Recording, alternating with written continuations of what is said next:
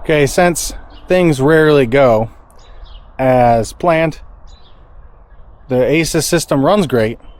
It just doesn't really tune real good. We can't figure out why occasionally one oxygen sensor is showing closed loop and the other one will show open, and one is on target, the other one is way off. So at this point, I'm dialing in the VE table by myself. I've turned the fuel learn tables off. I've turned the short-term fuel compensation off, or the closed loop. I turned that off. So now it's just me and the VE table to dial this in cell by cell. I've been working on it for about an hour and a half hours now, I think. I had to stop because I had to take the computer in and let it charge. But I'm almost done with it. Most of this table now, instead of looking like an upside down V, it looks like if you were to cup your hand upside down. So I'm getting it there. Now I'm working on adjusting basically the wide open tables, because the upstairs part of the VE is still not done yet. So when it's commanding, I have it set to command 12.9 for wide open.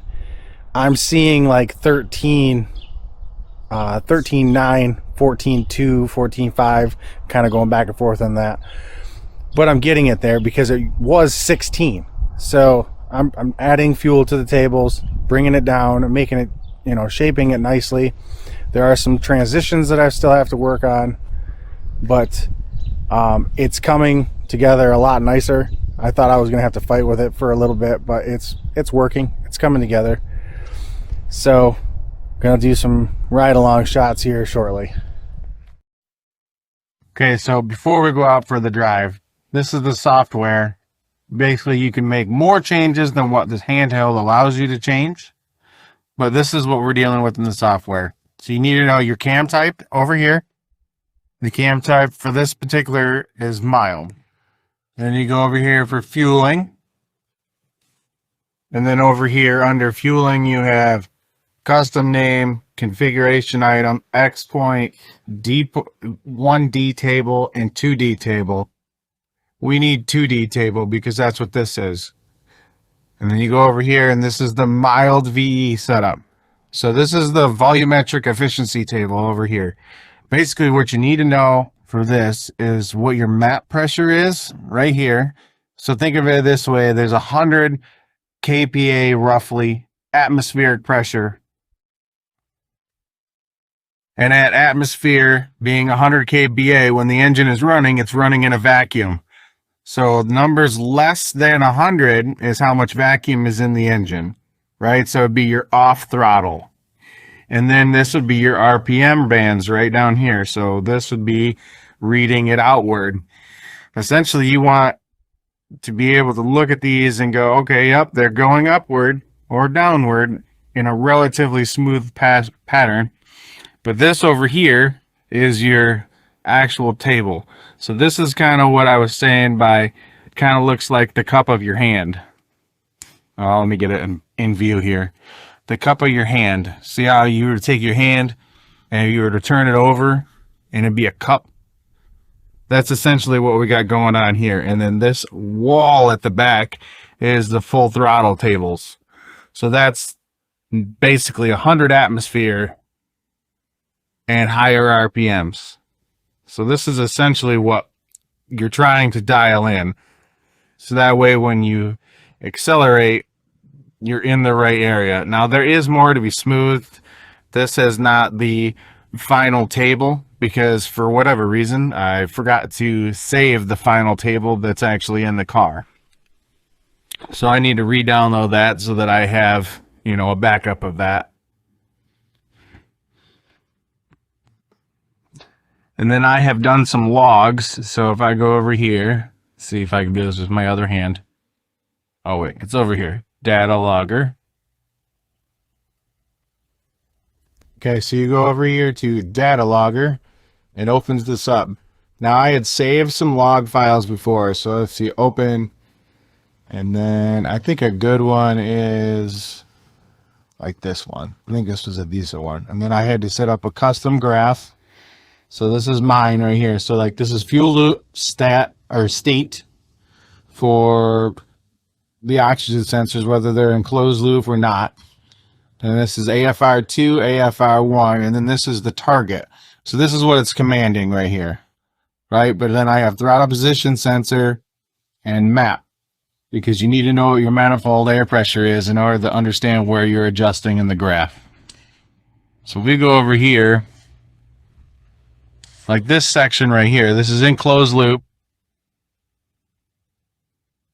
and it's running really close to where it needs to be. It's basically right on target. There's nothing wrong with that right there. And let's just focus in on this. This is a little easier one to understand. So this blue line is 18%. So about 18% throttle, right? Manifold air pressure, it actually went up a little bit. But you see how the target's completely off. So this purple line right here, or that line, is where these need to be. They're not exactly where they need to be at all. They're actually quite lean. So they're at 15.7. So they're way off when it's commanding 14.7. So this all needed to be adjusted in. And same thing over here. So throttle position over here is at 30%, right? So I was accelerating right here. The RPMs were going up, was what the orange line is. And this would be the manifold air pressure is dropping as I'm accelerating. But you see how the AFRs are completely off target. Look like they don't know what the hell they're doing. So this is a reason why I had to just dial in this all by hand.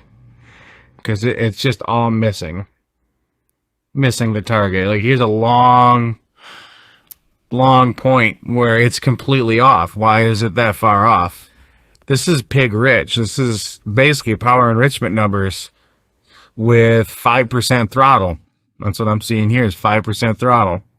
So at 5% throttle, there's no reason for this to all be in 12 and 13 AFR when it needs to be at 14.7. So all of this needed to be adjusted. And this is in closed loop status.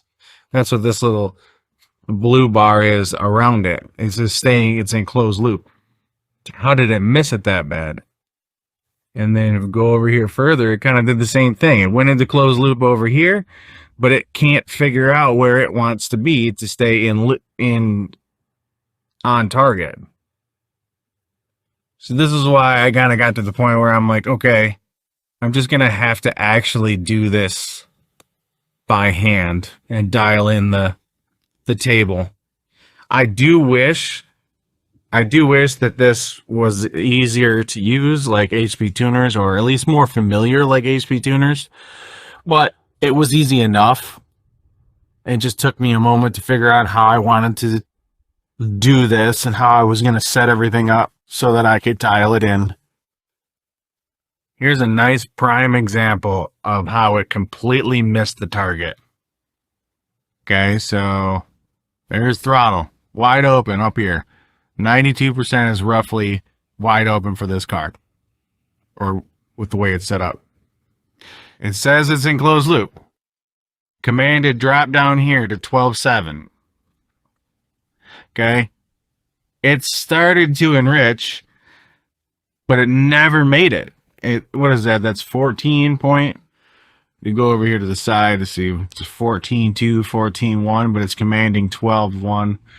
So see, it completely missed it. And the RPMs were rising this whole time. And it absolutely couldn't make it. So this is a prime example as to why I had to just kind of take control and do it myself.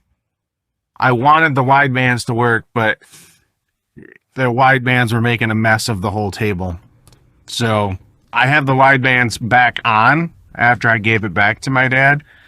I mean, there's more tuning I need to do for some other drivability issues, but it's nothing that makes it uneasy to drive or a hassle to drive.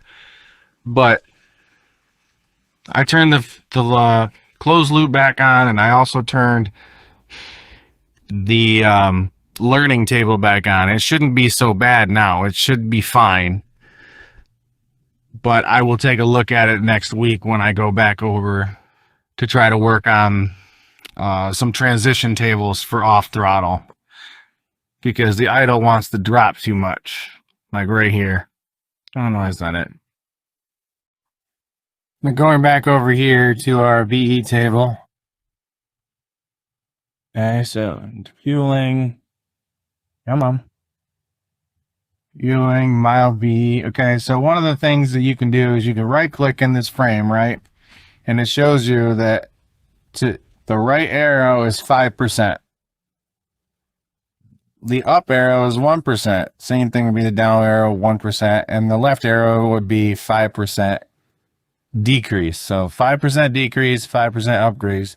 So if you wanted to do these cells right here, you can also right click and just use it this way or whatnot. But essentially what you're going to do is highlight cells and you're going to take them up and down. Right? So if I go over here, if you go look at that heat map over there, see how it's changing that whole little area? Let's see, let's go more towards this build. Oh, that's the wall. All right, so let's see. See how it's just changing all of that? Essentially, that's what you're doing. You're going to try and smooth these numbers out and get it to be as nice as you can, essentially.